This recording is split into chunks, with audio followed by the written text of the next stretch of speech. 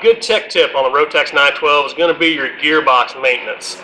If you look at the Rotax maintenance manual schedule, it's going to give you two options for checking of your gearbox. One's going to be at 600 hours, one's going to be at 1,000 hours. And that's going to depend on how much low lead that you're burning in your aircraft engine. Refer back to the Rotax maintenance manual for those intervals.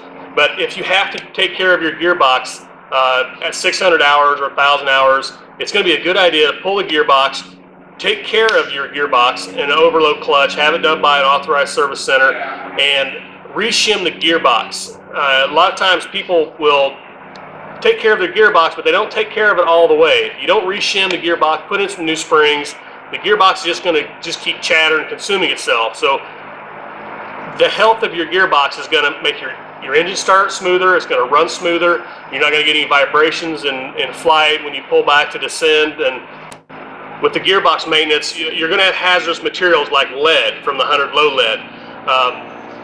You want to make sure that a shop like TOMI Aircraft, we're going to heed to the environment, we're going to heed to the precautions set forth by the fuel, by the aircraft manufacturer, the engine manufacturer. All these things really matter. When you crack this gearbox open and you're going to have lead everywhere, it's not only environmental, but it's unsafe to the public. So gearbox maintenance is important, but it's also you have to follow a lot of guidelines to keep everybody safe.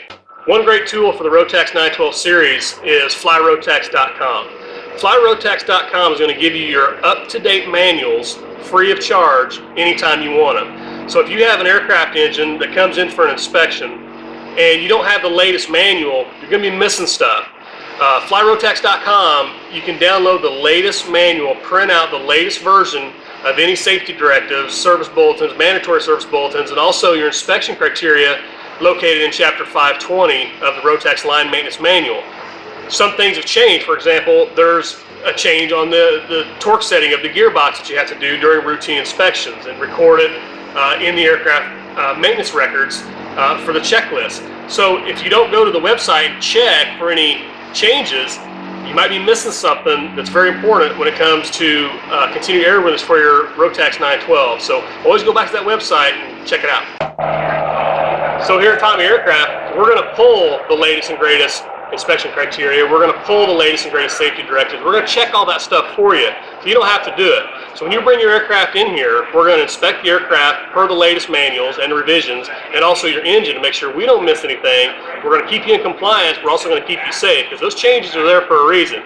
So here at TOMI Aircraft, we're going to keep up to date with any changes or anything that's going on with your aircraft for continued airworthiness.